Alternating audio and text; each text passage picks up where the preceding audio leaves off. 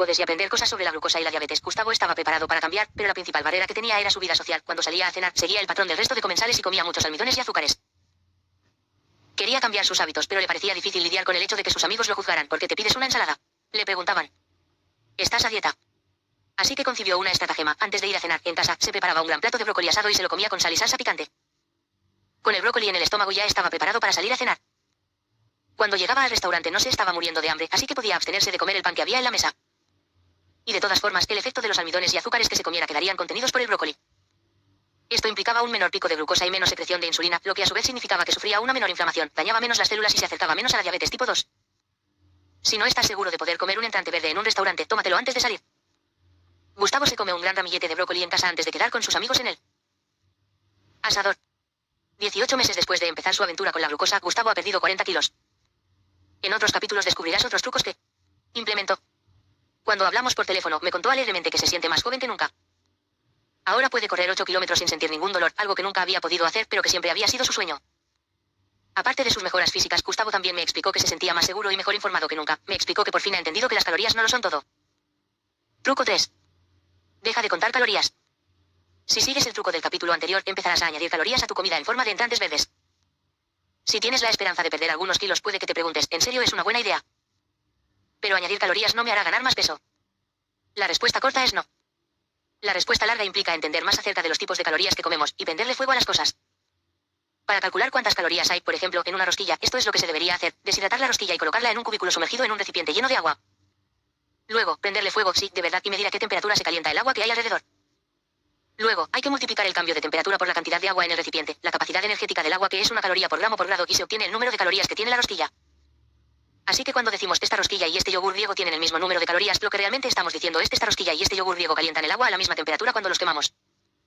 A través de esta técnica de quemado denominada calorímetro e inventada en 1780, los científicos calculan las calorías de todo.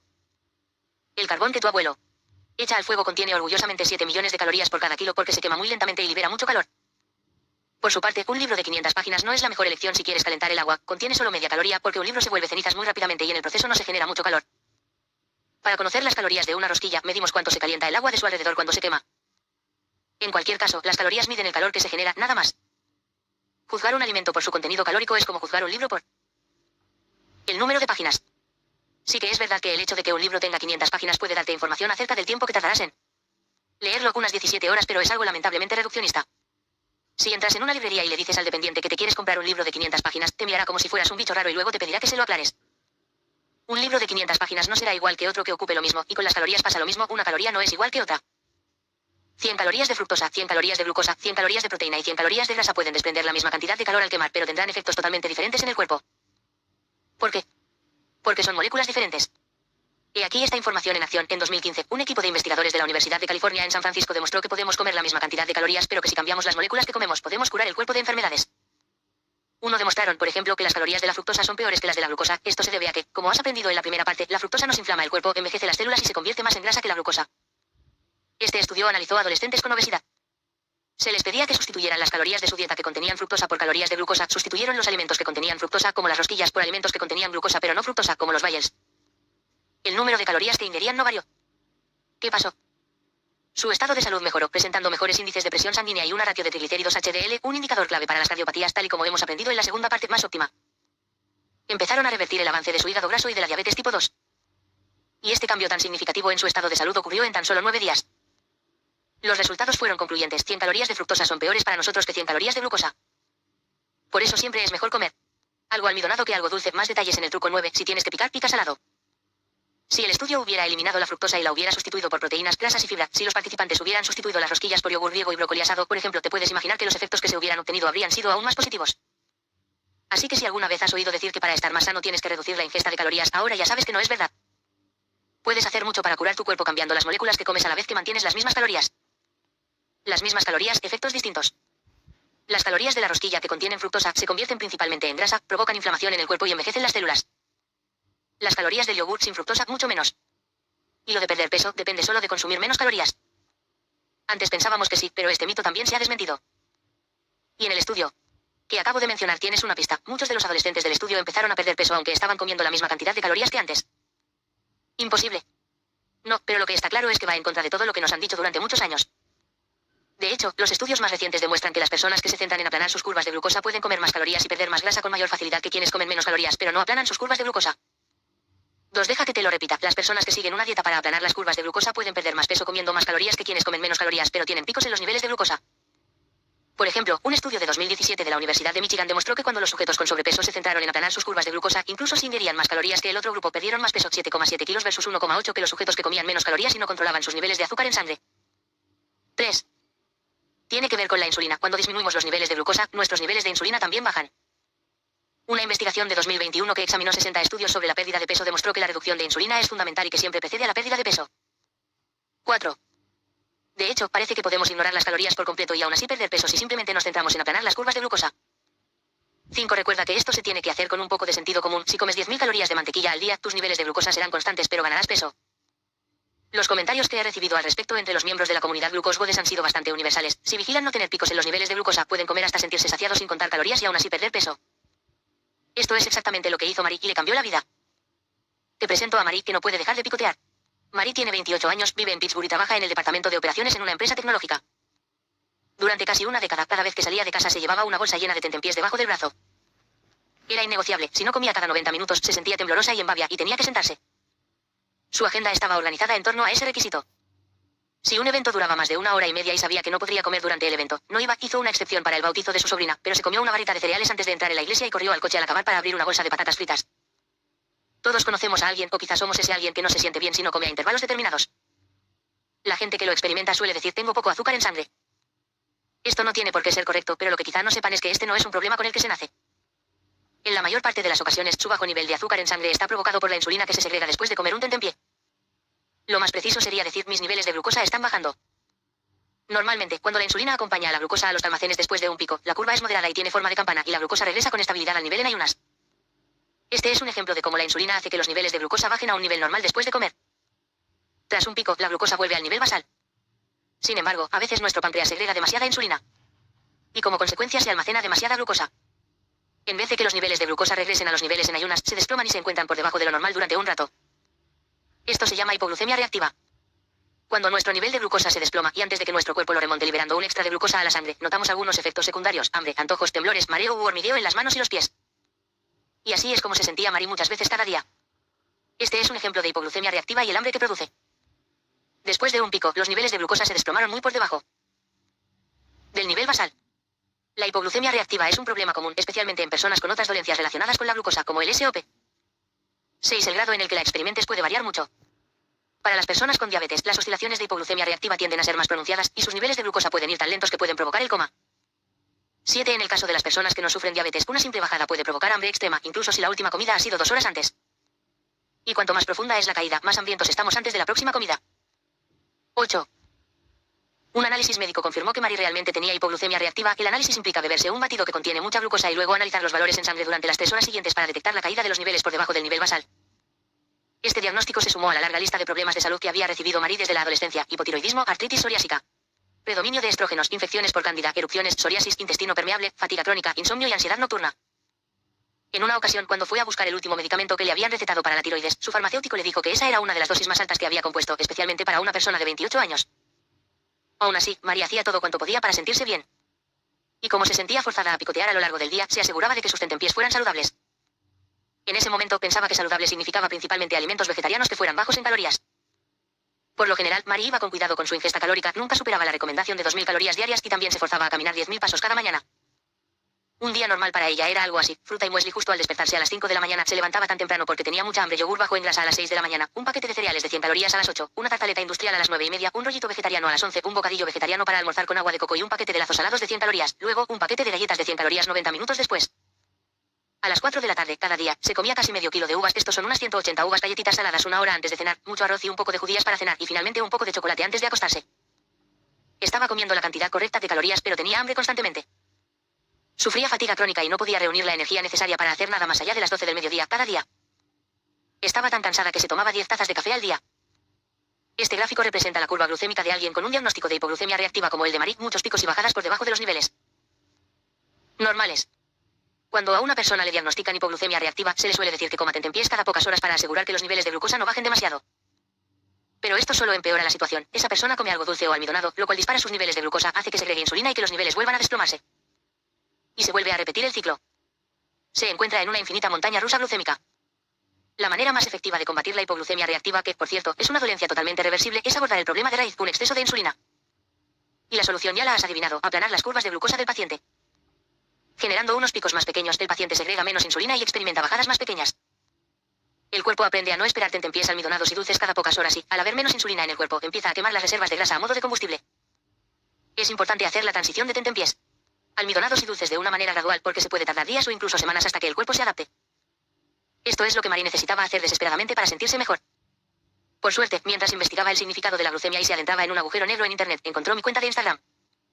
Aprendió que cuando aplanamos nuestras curvas de glucosa y consecuentemente nuestras curvas de insulina, desaparece la hipoglucemia reactiva porque esta es síntoma de una dieta que provoca picos de glucosa.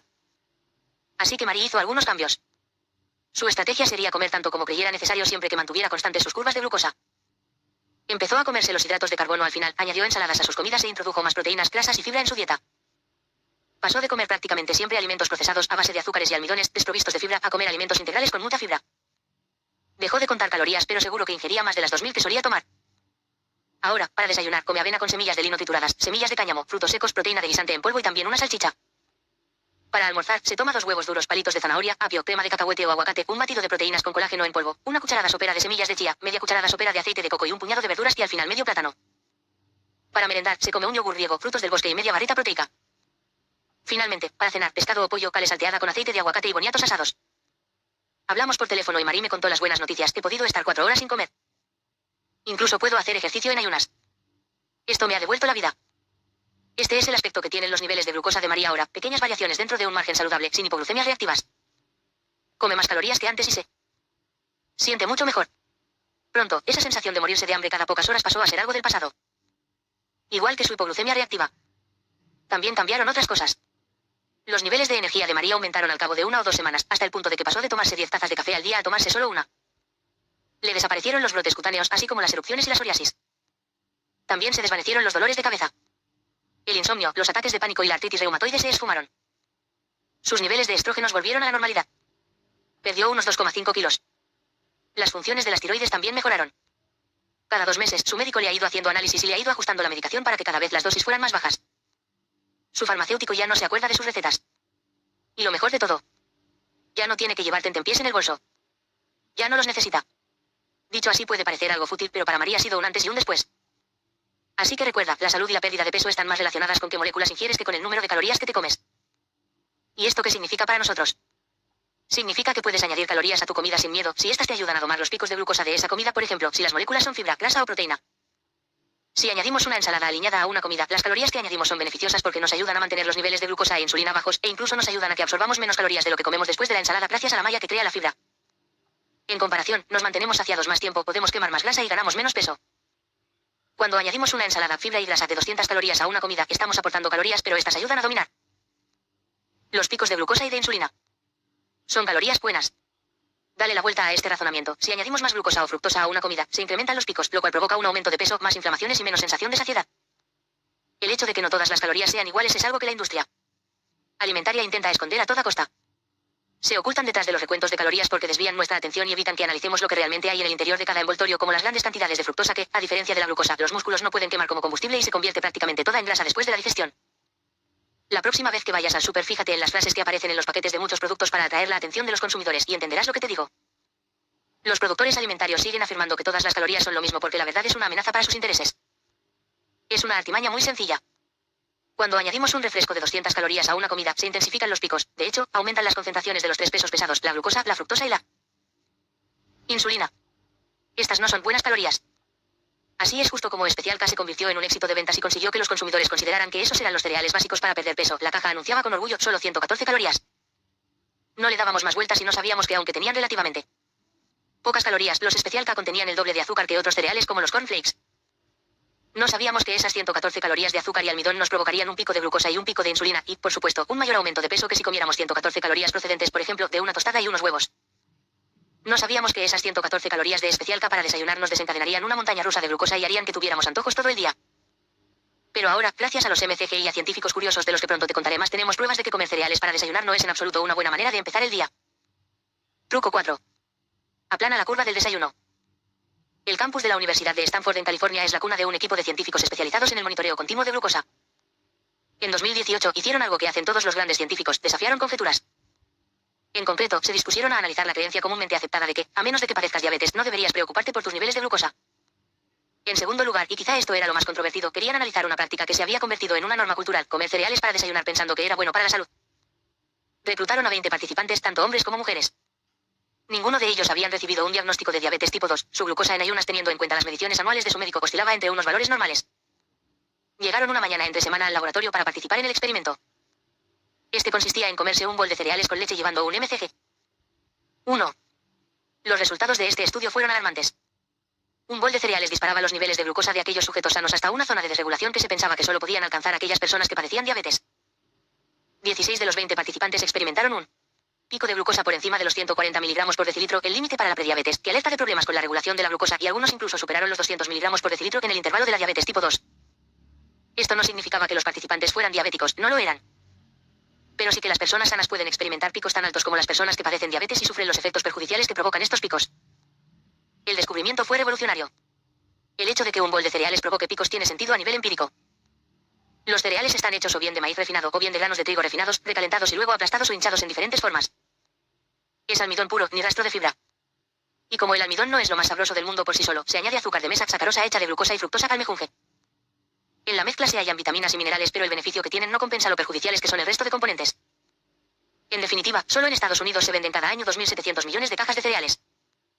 2. La marca más famosa es Honey Nut Cheerios, que contiene 3 veces más azúcar que los cereales utilizados en el estudio de Stanford. 3. Así que, probablemente, los resultados alarmantes que observaron esos investigadores son conservadores en comparación con los picos de glucosa que experimenta la mayor parte de la población. Cuando 60 millones de norteamericanos toman cereales como Honey Nut Cheerios para desayunar cada día, 460 millones de norteamericanos intensifican sus niveles de glucosa, fructosa e insulina cada mañana hasta niveles dañinos. 60 millones de norteamericanos generan multitud de radicales libres en sus cuerpos, cargando el páncreas, inflamando las células, aumentando sus almacenes de grasa y disponiéndose a pasar un día lleno de antojos desde poco después de haberse levantado. A decir verdad, no es su culpa. Los cereales son baratos, están buenos y son fáciles de preparar cuando aún estamos medio dormidos. Mi madre lo hizo cada día durante mucho tiempo. Los cereales parecen inofensivos, pero no lo son. Y esta afirmación también se puede aplicar al muesli. Debido a la forma en que comemos actualmente, parece que los picos de buena mañana sean la norma. Tanto si es por los cereales, por tostadas con mermelada, croissants, muesli, bollería, cachas de avena dulces, galletas, zumos de frutas, bollería industrial, batidos de frutas, boles de açaí o bizcochos. El desayuno típico en los países occidentales está compuesto principalmente de almidones y azúcar, una barbaridad de glucosa y fructosa. En Estados Unidos, el desayuno típico es un bol de cereales y un zumo de frutas que provocan un gran pico glucémico. Es común dar por sentado que comer algo dulce para desayunar es bueno porque nos aporta energía. Esto es lo que yo pensaba de pequeña cuando me untaba crema de chocolate en un crepe cada mañana. Pero en realidad esta creencia no es correcta, aunque comer algo dulce nos dará placer, no es la mejor manera de recibir energía. ¿Por qué? Bueno, como ya sabes, cuando comemos glucosa provocamos la producción de insulina. La insulina quiere protegernos del ataque violento de la glucosa, así que la elimina de la circulación. Y en vez de tener las moléculas que acabamos de digerir campando a sus anchas por nuestro sistema para ser utilizadas de combustible, se almacenan en forma de glucógeno o grasa. Hay experimentos científicos que confirman lo siguiente: si comparas 2 dietas, la que tenga más hidratos de carbono hará que tengamos menos energía disponible en circulación después de la digestión. 5 más hidratos de carbono para desayunar significan menos energía disponible. Y esto no es todo lo que voy a desmentir. ¿Conoces la frase "el desayuno es la comida más importante del día"? Es verdad, pero no de la manera que te piensas. ¿Cómo te controla tu desayuno en secreto? Si nos damos un golpe seco en el pie con la esquina del armario mientras bailamos por la habitación, lo notamos. Nos duele. Yo una vez me rompí un dedo del pie justo así. Nos ponemos hielo, nos lo vendamos, y aún así es posible que se hinche tanto que no podamos ponernos nuestros zapatos de siempre. Y puede que esto nos ponga de mal humor. Si un compañero de trabajo o un familiar nos pregunta ¿qué te pasa?, se lo podemos explicar sin tapujos: me he hecho daño en el dedo del pie esta mañana y por eso estoy de mal humor. La conexión está clara. Pero cuando hablamos de cómo nos afecta la comida, la relación es más turbia. No notamos al instante cómo nos daña un desayuno que nos provoca un pico. Si justo después de comer un bol de cereales tuviéramos un ataque de pánico y luego nos quedáramos dormidos en la mesa, lo pillaríamos. Pero como los procesos metabólicos tardan horas en desarrollarse, se agravan con el tiempo y se mezclan con el resto de cosas que nos pasan en un día. Se necesita una labor un tanto detectivesca para atar cabos, por lo menos hasta que le pillamos el truco.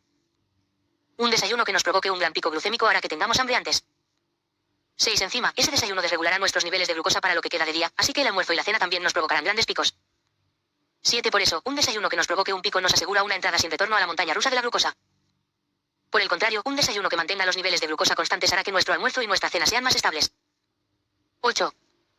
Además, a primera hora de la mañana, cuando estamos en ayunas, es cuando nuestros cuerpos son más sensibles a la glucosa. Nuestro fregadero o estómago está vacío, así que cualquier cosa que le llegue se digerirá extremadamente rápido. Por eso, comer azúcares y almidones para desayunar nos suele provocar el mayor pico del día.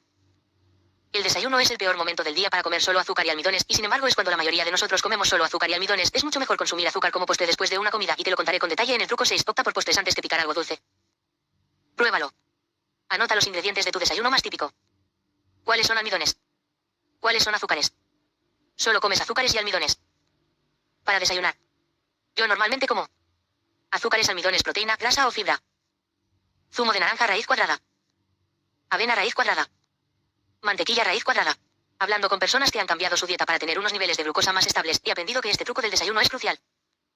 Elige bien tu desayuno y te sentirás mejor todo el día, tendrás más energía, tomarás los antojos, estarás de buen humor y tendrás un cutis mejor, entre muchas otras ventajas. En vez de notar que estás en una montaña rusa de glucosa, tomarás el asiento del conductor. Olivia tardó un poco en darse cuenta de esto, pero una vez que lo hizo, no hubo vuelta atrás. Azúcar bueno, azúcar malo y Olivia. Los síntomas de una glucosa desregulada pueden afectarnos a cualquier edad. Olivia tiene 18 años y es de un pueblo cerca de Buenos Aires, Argentina. Ella experimentaba una gran variedad de síntomas, antojos de comida dulce como dulce de leche, acné pronunciado en la frente, ansiedad, y cada noche se sentía agotada pero no podía conciliar el sueño. Hacía 2 años que Olivia se había vuelto vegetariana para reducir su huella de carbono. Desgraciadamente, tal y como ya he explicado antes, el hecho de que un plato tenga comida vegetariana, o vegana, o sin gluten, o ecológica no significa que sea buena para ti. Todos nosotros, independientemente de la dieta que sigamos, deberíamos pensar en nuestros niveles de glucosa. Cuando hablaba de sus síntomas con sus amigos, le decían que debería comer algo más sano por la mañana. Algo con vitaminas. Le sugirieron que se tomara un batido de frutas en vez de su tostada con mermelada y una taza de chocolate caliente. Le explicaron que el chocolate tenía azúcar malo y que la fruta tenía azúcar bueno. Olivia los escuchó. Así que empezó a tomarse un batido de frutas cada mañana que se preparaba ella misma: plátano, manzana, mango y kiwi. Muchas personas creen que algunas fuentes de azúcar, más concretamente la fruta, son buenas para nosotros, mientras que otras, los azúcares refinados en los dulces, los pasteles y las golosinas, son perjudiciales. Es verdad, nos han adoctrinado para que nos creamos esta idea. Hace un siglo, la cooperativa California Fruit Growers Exchange, que representa a los productores de naranjas de Estados Unidos, que más tarde se convirtió en Sunkist, creó una campaña nacional que fomentaba el consumo de una dosis diaria de zumo de naranja por las vitaminas que aportan salud y sus sales y ácidos excepcionales. 9 Pero se olvidaron de mencionar que los zumos de frutas son muy perjudiciales para nosotros y que podemos obtener vitaminas y antioxidantes de muchos otros alimentos que no nos perjudiquen en el proceso. Desgraciadamente para Olivia, sus amigos habían caído en la misma trampa. Se pensaban que todo lo que está hecho de frutas es una opción saludable. Pensar así es malinterpretar la naturaleza del azúcar, porque el azúcar es azúcar, tanto si proviene del maíz o de la remolacha y se ha cristalizado en polvo blanco, que es como se hace el azúcar de mesa, como si proviene de naranjas y se ha mantenido en forma líquida, que es como se hacen los zumos de frutas. Independientemente de la planta de la que provengan, las moléculas de glucosa y de fructosa tienen el mismo efecto en nosotros. Y negar que el zumo de fruta es perjudicial porque contiene vitaminas es un peligroso juego de evasión. Sin embargo, lo que sí es verdad es que si vamos a comer azúcar, una pieza de fruta entera es el mejor medio para consumirla. En primer lugar, en una pieza entera de fruta, el azúcar se encuentra en pequeñas cantidades. Y tendrías que comer 3 manzanas o 3 plátanos de una vez, que es la cantidad que se hallaría en un batido. E incluso si te comieras 3 manzanas o 3 plátanos, tardarías cierto tiempo en comértelos, mucho más de lo que tardarías en bebértelos en un batido.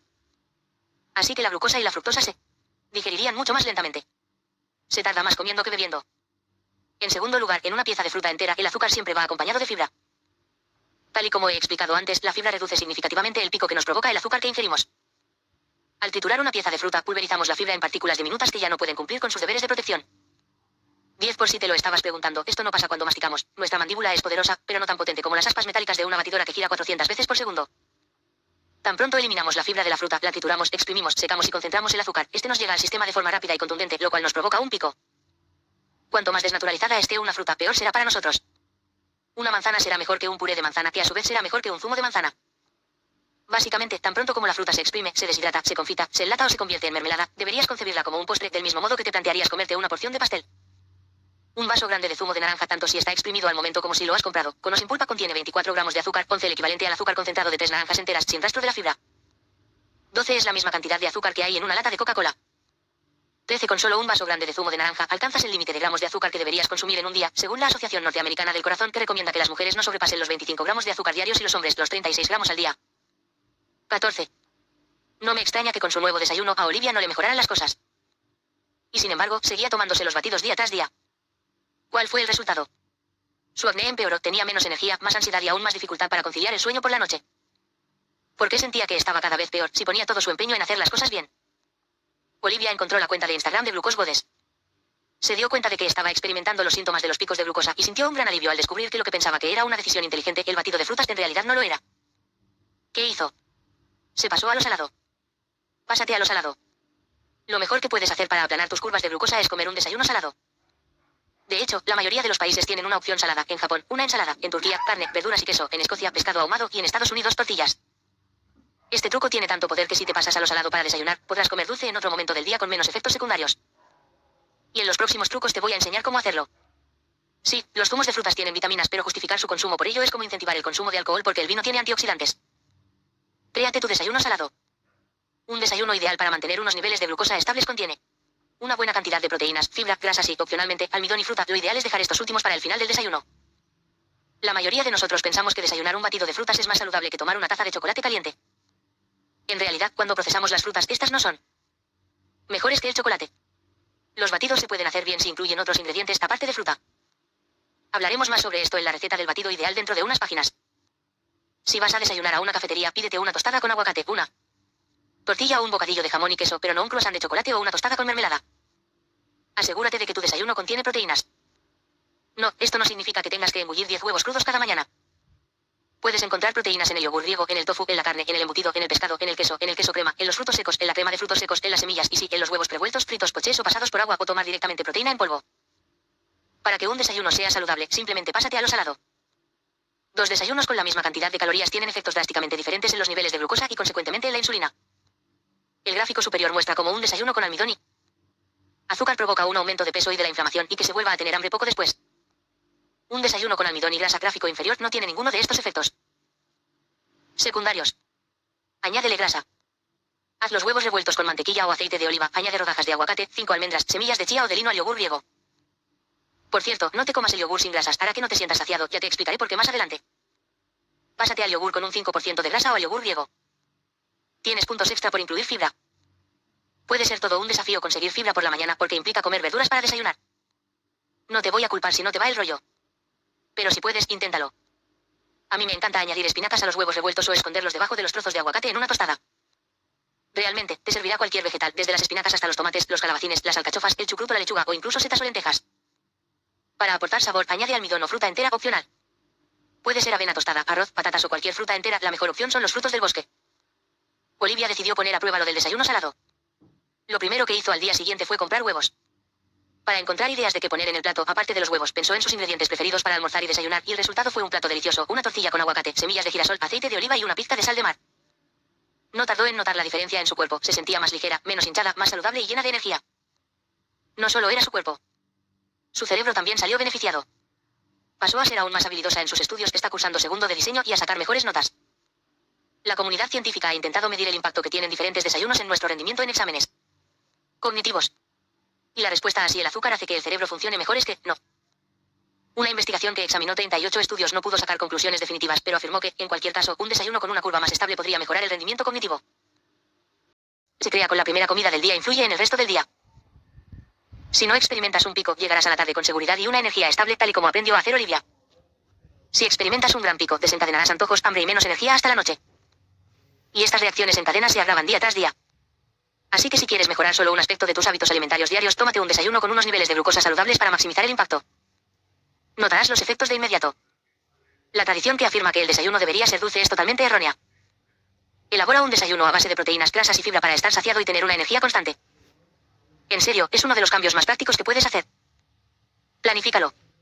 Por la mañana es cuando tenemos más fuerza de voluntad. Y normalmente no estamos rodeados de amigos que intenten convencernos de hacer lo contrario. Créeme, un desayuno con niveles de glucosa saludables puede ser tan fácil de montar como un bol de cereales. Desayuno salado en 5 minutos, puedes combinar cualquiera de estos elementos. Sin tener que cocinar un bajel con queso crema decorado con unas hojas de lechuga y lonchas de pavo. Una lata de atún, 9 pacanas y aceitunas con un chorrito de aceite de oliva. Una manzana con nueces y lonchas de queso cheddar. Un yogur graso con trozos de fruta, por ejemplo, melocotón, un poco de tahini y sal. Un yogur griego con un remolino de 2 cucharadas soperas de crema de frutos secos y un puñado de frutos rojos. Medio aguacate con 3 cucharadas soperas de hummus, zumo de limón. Aceite de oliva y sal. Muesli casero, hecho con gran cantidad de frutos secos o diseñado especialmente con un aporte extra de fibra o proteína. Consulta las chuletas del final del libro para aprender a descifrar las etiquetas de los productos. Lonchas de jamón con galletas saladas. Lonchas de salmón ahumado, aguacate y tomate. Tostada con crema de almendra. Tostada con aguacate chafado. Tomate y mozzarella con un chorrito de aceite de oliva. Mi opción más recurrente, las sobras de la cena del día anterior. Es la Opción más rápida de todas. Cocinando una tortilla rellena de frijoles negros y aguacate. Un desayuno completo inglés: huevos, una salchicha, panceta, alubias. Tomates, champiñones, tostada. Huevos duros con salsa picante y aguacate. Queso halloumi a la plancha, tomates y ensalada. Huevos pochés con guarnición de verduras de hoja verde salteadas. Gachas de quinoa con un huevo frito encima. Salchicha y tomates asados. Huevos revueltos con migas de queso de cabra. Tostada con un huevo frito encima. Lentejas calientes con un huevo frito encima. Un desayuno igualmente dulce. Si no estás preparado para despedirte de los desayunos dulces, o si te quedas en casa de alguna tía especialmente insistente a quien le gusta hacer tortitas por la mañana, aquí tienes lo que puedes hacer: cómetelo dulce después de algo salado. Primero, toma proteínas, grasas y fibra, por ejemplo, un huevo, un par de cucharadas de yogur graso o cualquier combinación de los platos mencionados en la sección de desayuno salado en 5 minutos. Y luego, cómetelo dulce: cereales, chocolate, torrijas, muesli, miel, mermelada, sirope de arce, bollería, tortitas, azúcar, café con edulcorantes. Por ejemplo, si tengo muchas ganas de comer chocolate al despertarme, que a veces pasa, lo hago después de un plato de huevos y espinacas. ¿Te acuerdas de la analogía del fregadero del primer truco? Come los alimentos en el orden correcto. En un estómago lleno de otras cosas, el impacto del chocolate, del azúcar y de los almidones quedará atenuado. La chuleta del desayuno dulce. No puedes pasar sin comer algo dulce por la mañana.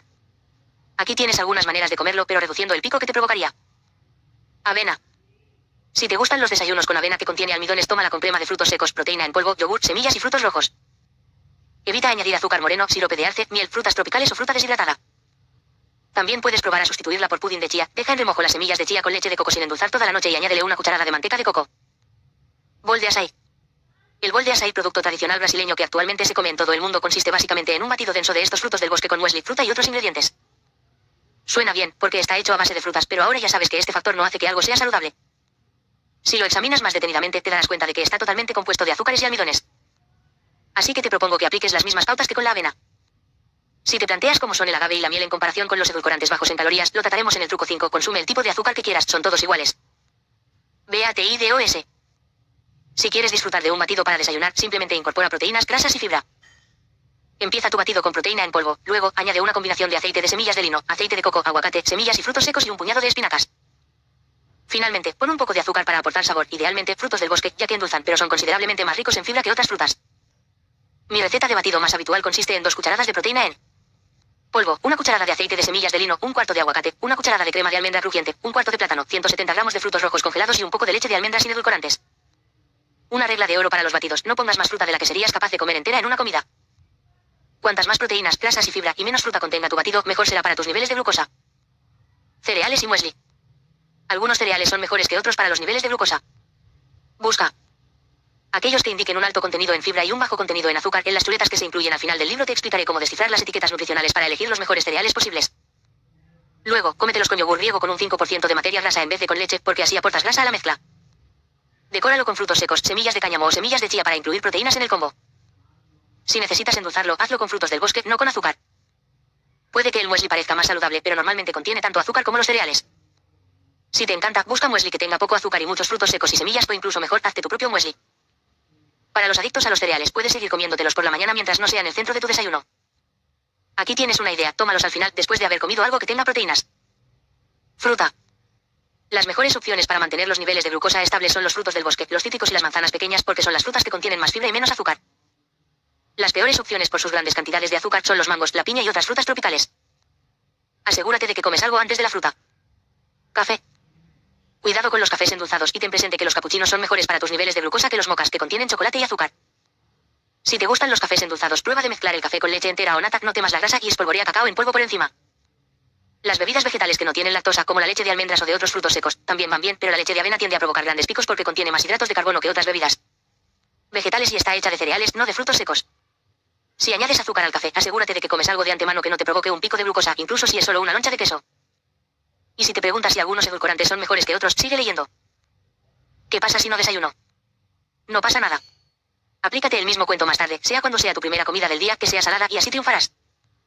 Los cafés azucarados pueden provocar grandes picos. Elige capuchinos, americanos, macchiatos y cafés con leche sin edulcorar en lugar de cafés con sabores, siropes y azúcar. Debería comer los ingredientes del desayuno en el orden correcto, tal y como se indica en el primer truco. Idealmente sí, pero no te estreses si no puedes hacerlo. Los trucos de este libro se tendrían que utilizar cuando resulte fácil. Si es un bol de yogur graso con semillas y muesli de frutos secos y quieres comerte estos elementos juntos, adelante. Ya estás tomando una buena decisión al elegir esto en vez de cereales. Los huevos no son malos para el corazón. Los científicos pensaban que comer alimentos que contienen colesterol como los huevos aumentaba el riesgo de padecer cardiopatías.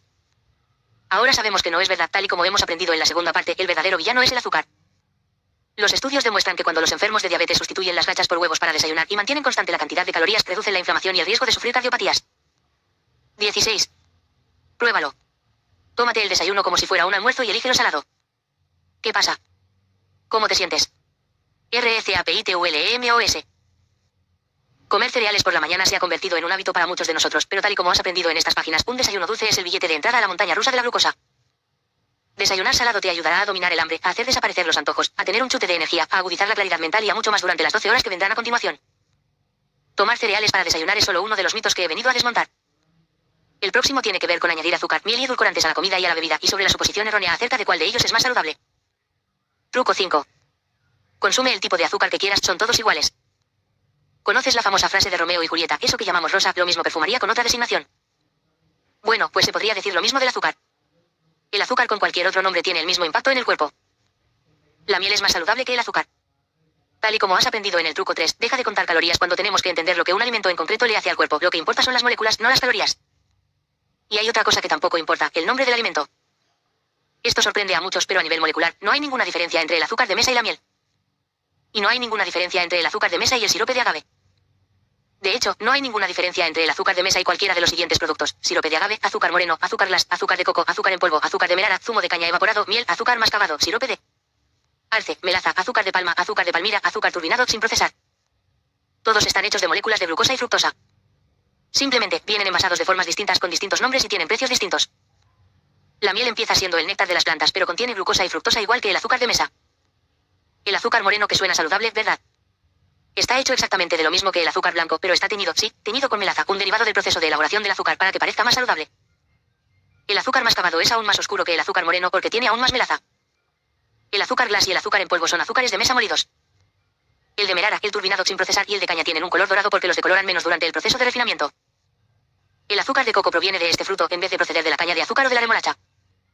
El azúcar de palma o de palmira proviene de la palma. Y suma y sigue.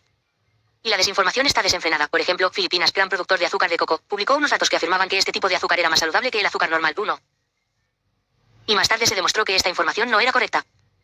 2. Ya lo has pillado. Cualquier tipo de azúcar, independientemente de su color, sabor o de la planta de la que proceda, sigue siendo glucosa y fructosa y seguirá provocando picos de glucosa y fructosa en el cuerpo.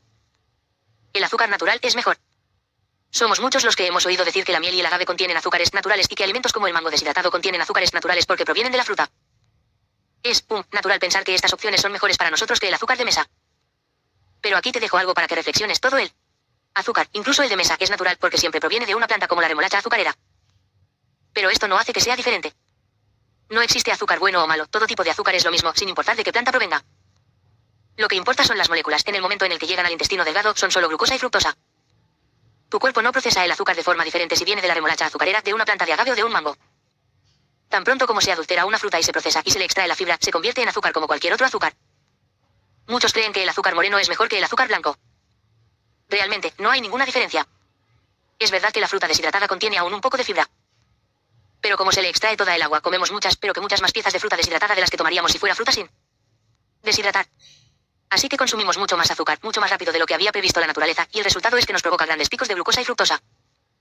El azúcar es azúcar. La fruta deshidratada como los dátiles tiene cantidades de azúcar muy concentrado y provoca picos de glucosa grandes y poco saludables. Elige fruta entera en vez de deshidratada. Te presento a Amanda. Amanda tiene casi 30 años y se describe a sí misma como una friki de la salud que controla lo que come y adora hacer ejercicio de forma regular y lo siguió haciendo durante buena parte de su primer embarazo.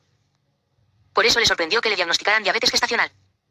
Tenía miedo tanto por ella como por su bebé y también tenía la sensación de que sus amigos y familiares la juzgaban. Ellos tampoco se podían creer el diagnóstico como tú. Pero si pensábamos que eras una persona saludable. ¿Cómo puede ser? A medida que los meses iban pasando y la fecha prevista de parto se iba acercando, sus niveles de glucosa no paraban de aumentar y su resistencia a la insulina empeoró. Sintió que había perdido el control. Y realmente pensaba que estaba manteniendo una dieta saludable que incluía mucha fruta deshidratada para satisfacer sus antojos de dulces. Me escribió para decirme que la información que había encontrado en la cuenta de Instagram de Glucose Goddess la había ayudado a recuperar un poco las riendas. Se dio cuenta de que el diagnóstico no había sido culpa suya. Las publicaciones y la información que leyó allí la ayudaron a ver que la diabetes gestacional es algo con lo que se encuentran muchas personas saludables. Aprendió estrategias que podía aplicar para aplanar sus curvas de glucosa y así evitar tener que medicarse. La fruta deshidratada puede parecer saludable, pero no lo es. Contiene un poco de fibra, pero lo que más aporta son moléculas de azúcar de mesa, glucosa y fructosa concentradas que embisten nuestro cuerpo como un maremoto. Dejó de comer fruta deshidratada tal y como solía hacer cada día. Luego se pasó a los desayunos salados y sustituyó las gachas por huevos. Estas pequeñas modificaciones la ayudaron a controlar su diabetes gestacional tan bien que mantuvo un peso saludable a lo largo del embarazo y no tuvo que medicarse. Me hizo mucha ilusión saber que su hijito había llegado al mundo y que estaban los dos felices y sanos. Y el bajo índice glucémico del sirope de agave. Durante el embarazo, a Amanda también le dijeron que el sirope de agave era mejor para ella que el azúcar porque tenía un índice glucémico más bajo. ¿De qué va esto? Investiguémoslo. Aunque el azúcar sea azúcar, independientemente de su fuente, lo que sí es verdad es que la ratio de moléculas de glucosa y fructosa es diferente entre un azúcar y otros productos. Algunos azúcares contienen más fructosa, mientras que otros contienen más glucosa.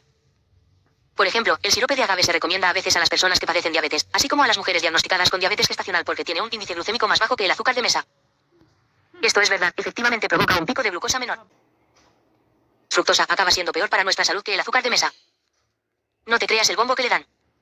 ¿Y qué hay de los antioxidantes presentes en la miel? Esta es básicamente la misma pregunta que la ya mencionada. ¿Y qué hay de las vitaminas del zumo de frutas? Y la respuesta es la misma. No tiene sentido comer miel por los antioxidantes del mismo modo que no tiene sentido beber zumo de fruta por las vitaminas. Sí, la miel contiene antioxidantes y el zumo de frutas contiene vitaminas, pero estos no compensan el impacto de las grandes cantidades de glucosa y fructosa que incluyen. Y lo divertido es que en realidad la miel no tiene tantos antioxidantes. Encontrarás la misma cantidad que contiene una cucharadita de miel en la mitad de un arándano. 4 así es, en medio arándano. La buena noticia, elige el azúcar que quieras.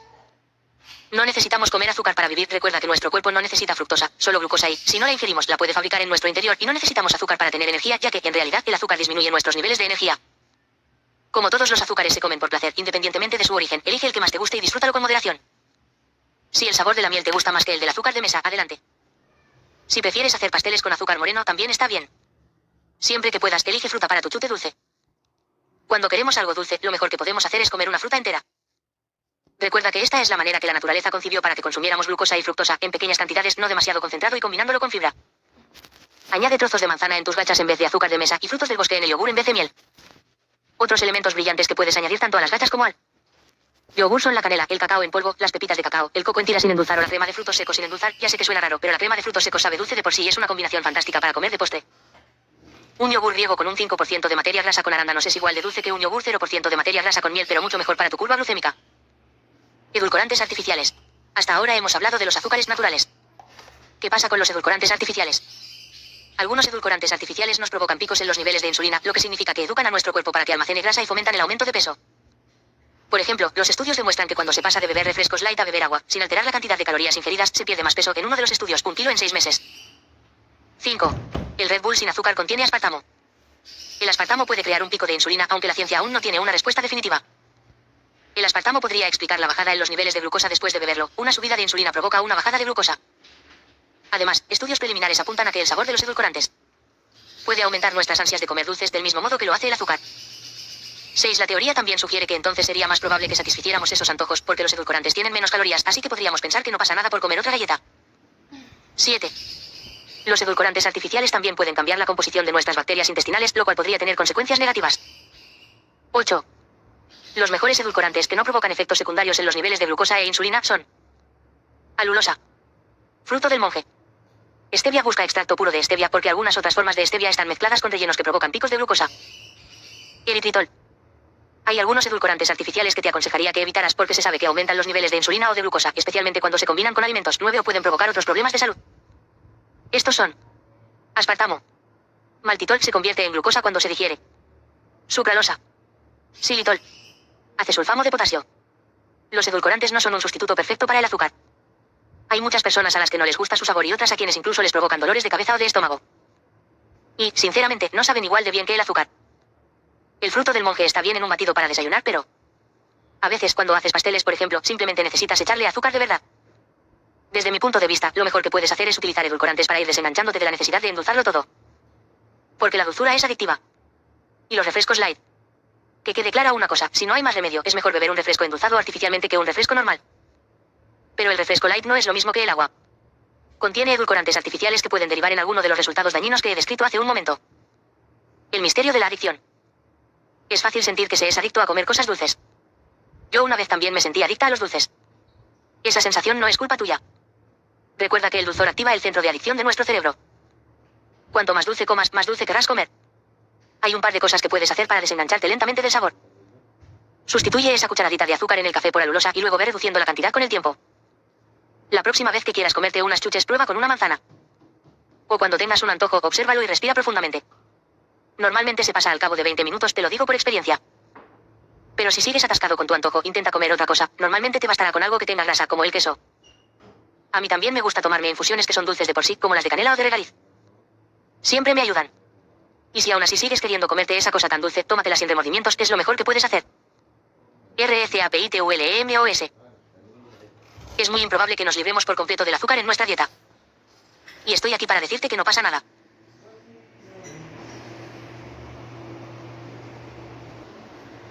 Pasa nada. Un cumpleaños no es igual de divertido si sirves coles de Bruselas en vez de pastel. Y si en lugar de intentar resistirnos al azúcar con todas nuestras fuerzas, fuéramos conscientes de cuando lo comemos y aceptáramos con alegría que forma parte de nuestras vidas. Yo como azúcar cuando mi madre prepara tartas de cumpleaños de chocolate con una corteza crujiente, brillante y azucarada cuando mi abuela hace brigadeiros, unos postres brasileños deliciosos hechos de chocolate y leche condensada cuando me apetece mi helado preferido, chocolate belga, de jaiendas con 2 cucharadas de caramelo o cuando tengo el antojo de un poco de chocolate, adivinas que me gusta el chocolate.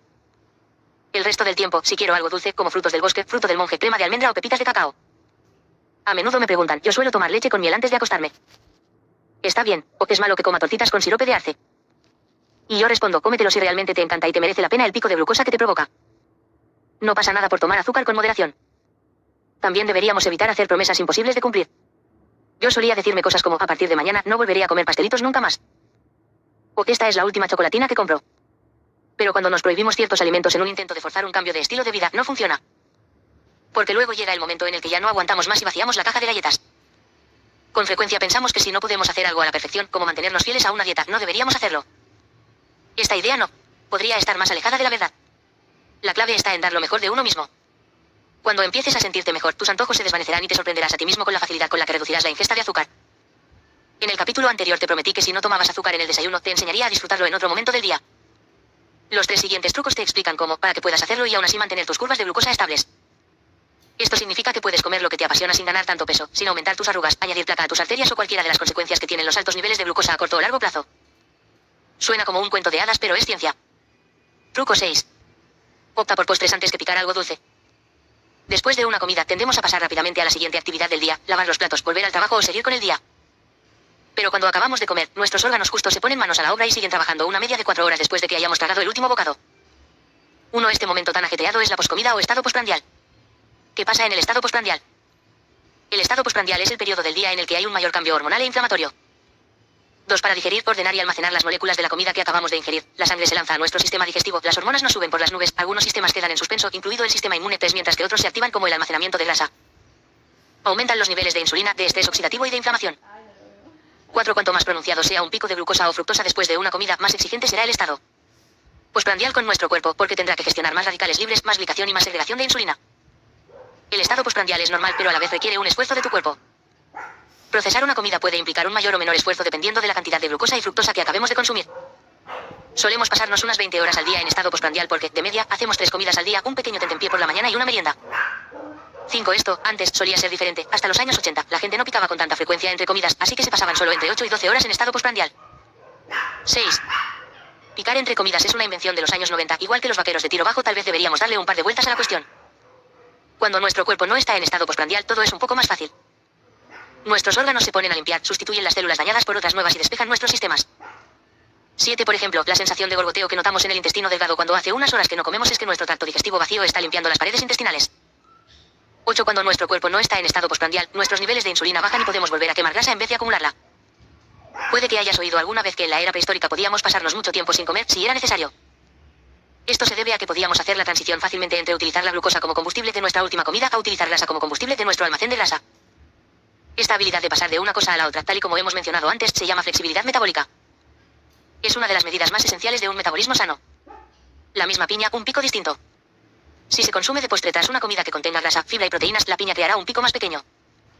Es verdad que podemos ver una pequeña hipoglucemia reactiva, pero este problema es menor que el gran pico que se crea cuando se come piña sola. Cuanto más grande es el pico, más síntomas se sufren.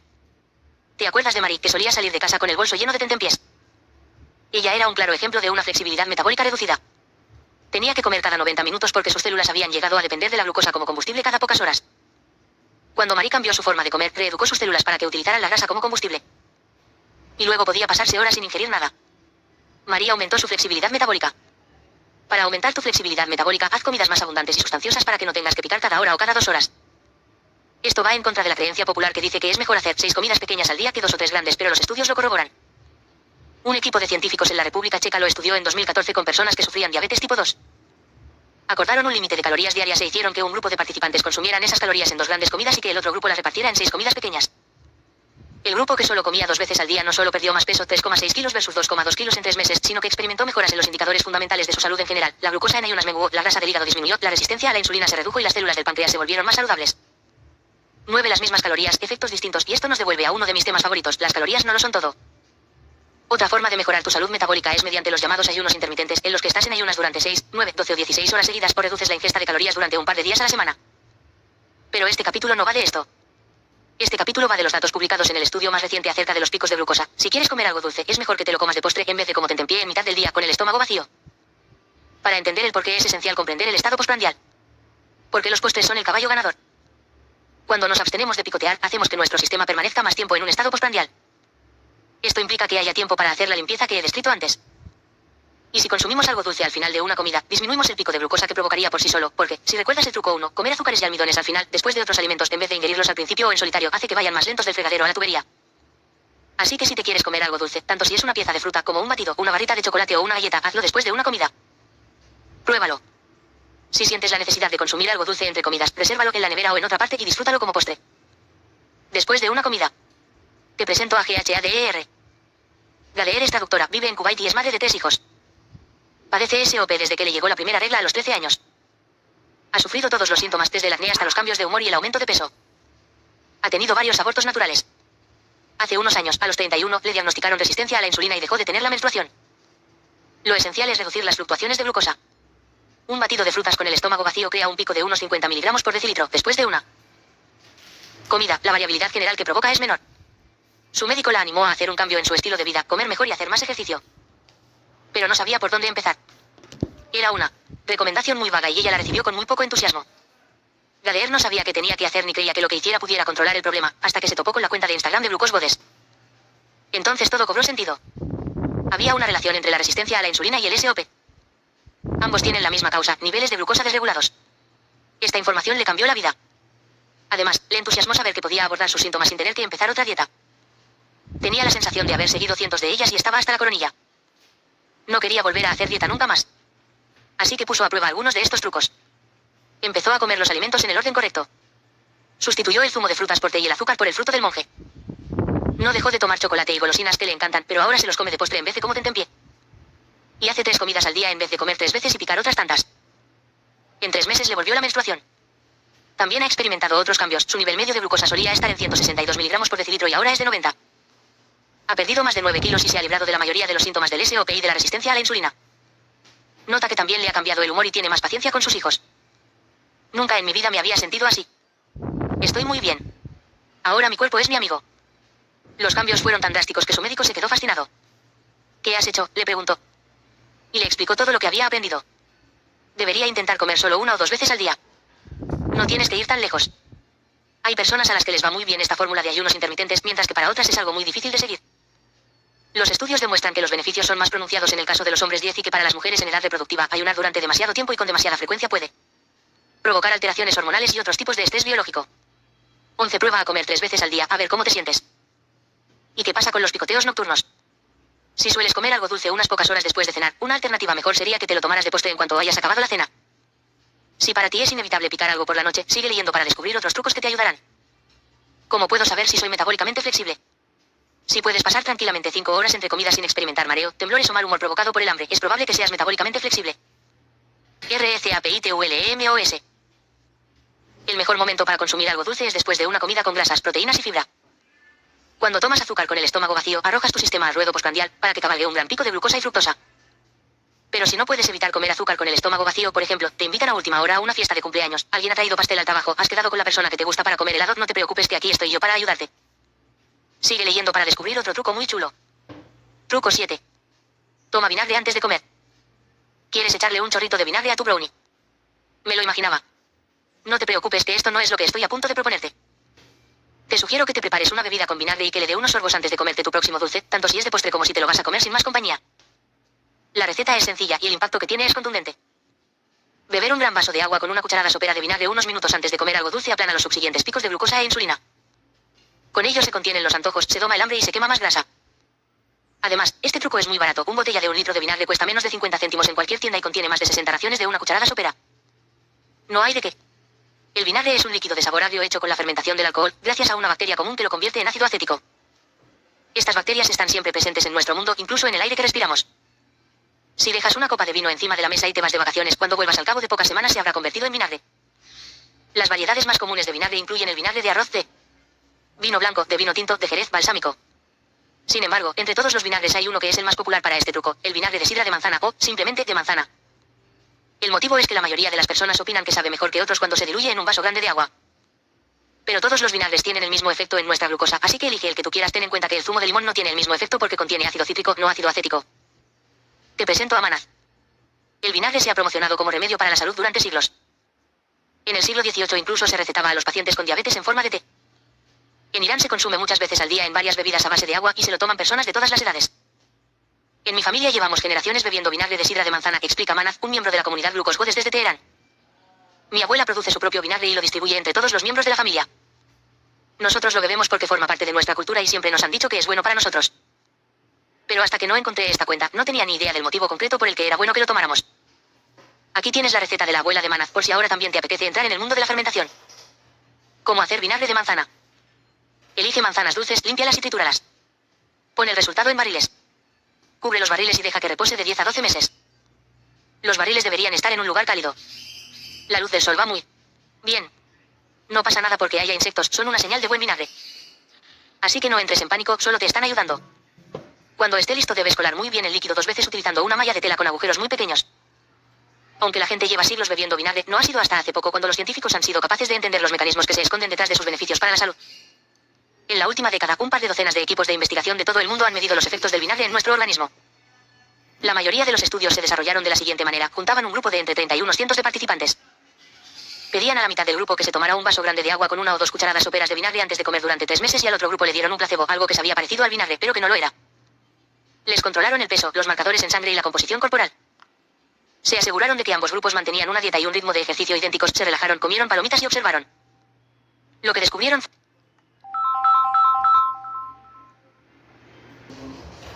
durante 3 meses, los sujetos perdían entre 1 y 2 kilos y reducían la grasa visceral, las medidas de cintura y cadera y los niveles de triglicéridos. En un estudio, ambos grupos se sometieron a una estricta dieta para perder peso y el grupo del vinagre perdió el doble, 5 kilos versus 2,3 kilos, a pesar de haber ingerido la misma cantidad de calorías que el grupo sin vinagre. Un equipo de investigación brasileño explicó que como tiene este efecto en la pérdida de grasa, el vinagre es mucho más efectivo que muchos suplementos termogénicos que se anuncian como quemagrasas. 3. Son muchos los efectos positivos del vinagre.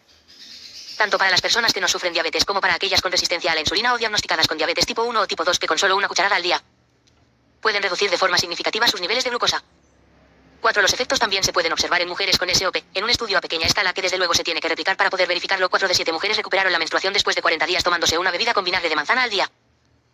5. Esto es lo que pasó en los organismos de todos estos participantes. Al tomar vinagre antes de una comida rica en carbohidratos, el pico de glucosa de esa comida se reducía entre un 8% y un 30%. Para entender cómo pasa, tenemos una pista importante. La cantidad de insulina también disminuye cuando consumimos vinagre antes de comer, un 20% aproximadamente, según uno de los estudios. 6. Esto nos indica que beber vinagre no aplana las curvas de glucosa aumentando la cantidad de insulina en el cuerpo, lo cual es un factor muy positivo. De hecho, podríamos aplanar las curvas de glucosa inyectando insulina o consumiendo un medicamento o alguna bebida que liberara más insulina en el organismo. Esto se debe a que cuanta más insulina hay en el cuerpo, más trabajan el hígado, los músculos y las células grasas para eliminar el exceso de glucosa del torrente sanguíneo y almacenarlo rápidamente. Sin embargo, aunque la insulina reduce los niveles de glucosa, también contribuye a la inflamación y al aumento de peso. Lo que realmente queremos es aplanar las curvas de glucosa sin aumentar la cantidad de insulina en el cuerpo, que es precisamente lo que consigue el vinagre. ¿Y cómo funciona? Los científicos creen que hay varios factores que entran en juego. Aquí tienes un experimento que hice para ilustrar los datos científicos. El vinagre de manzana frena el pico de glucosa. ¿Cómo funciona el vinagre? ¿Te acuerdas de la enzima que Jerry y los humanos tienen en común, la alfa-amilasa? Esta es la enzima que, en el caso de las plantas, trocea el almidón y lo vuelve a convertir en glucosa, y en el caso de los humanos convierte el pan en glucosa cuando lo tenemos en la boca. Los científicos han descubierto que el ácido acético que se halla en el vinagre desactiva temporalmente la alfa-amilasa. 7. Consecuentemente, el azúcar y el almidón se convierten en glucosa más lentamente y la glucosa nos llega al organismo de una forma más suave. Puede que lo recuerdes del truco 1, come los alimentos en el orden correcto. La fibra también tiene este efecto sobre la alfa-amilasa, y esta es una de las razones por las que la fibra nos ayuda a aplanar nuestras curvas de glucosa. En segundo lugar, en cuanto el ácido acético llega al torrente sanguíneo, penetra los músculos y los anima para que hagan glucógeno más rápido de lo habitual, 8, lo cual implica una absorción más eficiente de glucosa. Con estos dos factores, la liberación más lenta de la glucosa y la absorción más rápida por parte de los músculos, hay menos glucosa flotando libremente por nuestro organismo y los picos son más reducidos. Además, el ácido acético no solo reduce la cantidad de insulina presente, lo cual nos ayuda a volver al modo quemagrasas, sino que también tiene un efecto extraordinario en nuestro ADN. Le dice a nuestro ADN que se reprograme un poco para que nuestras mitocondrias quemen más grasa. 9. Sí, en serio. ¿Y esto qué implica para nosotros? Este truco funciona tanto con los alimentos dulces como con la comida almidonada. Tal vez estés a punto de devorar un gran plato de pasta. Quizá estés a punto de comerte una porción de tarta de cerezas que has reservado para el postre. O tal vez estés en una fiesta de cumpleaños y tengas que comer pastel de chocolate a media tarde y agradeces que no hayan puesto coles de Bruselas en vez de tarta. Echa mano de vinagre antes para contrarrestar algunos de los efectos secundarios de un pico de glucosa. 10. Cualquier tipo de vinagre sirve. Una cucharada de vinagre de arroz en un bol de arroz blanco tal y como se hace en la tradición japonesa te ayudará a estabilizar tus niveles de glucosa. Coge un vaso grande de agua para algunos, el agua caliente es más reconfortante y añade una cucharada de vinagre de manzana. Si no te gusta el sabor, empieza con una cucharadita o incluso menos y ve aumentando la cantidad. Bébete el preparado con una pajita o bien 20 minutos antes de comer, o bien durante la comida o menos de 20 minutos después de tomar el alimento que provoca un pico de glucosa. Aquí tienes una forma aún más fácil de utilizar este truco. Ahora que estás añadiendo un entrante verde a todas tus comidas, puedes añadir un poco de vinagre al aderezo. En el primer estudio que se realizó acerca de la relación entre el vinagre y los picos de glucosa, había dos comidas. Un grupo comía una ensalada con aceite de oliva y luego pan, y el otro grupo comía una ensalada con aceite de oliva y vinagre y luego pan. Los participantes que comieron la ensalada con vinagre tuvieron un pico de glucosa un 31% más pequeño. 11. Así que la próxima vez que te pidas una ensalada, alíñala con vinagreta en vez de utilizar otra salsa. Aquí lo tienes, cómete el helado y de paso, ayuda a tu cuerpo. Contener un pico de glucosa con vinagre es muy útil cuando se consume durante una comida que, de no ser por él, provocaría un gran pico. 12. Pero realmente lo puedes utilizar cuando quieras en función de tu grado de compromiso, y en las próximas páginas voy a compartir más recetas contigo para que utilices el vinagre. En tu entrante verde, el mejor aliño para tus niveles de glucosa es el que incorpora vinagre, como por ejemplo una vinagreta tradicional. Que quede claro, no puedes convertir una mala dieta en buena solo por añadir vinagre. El vinagre reduce los picos pero no los elimina. Si lo tomas con regularidad te ayudará, pero no justificará que comas más azúcar porque, en general, esto hará que tu dieta sea peor.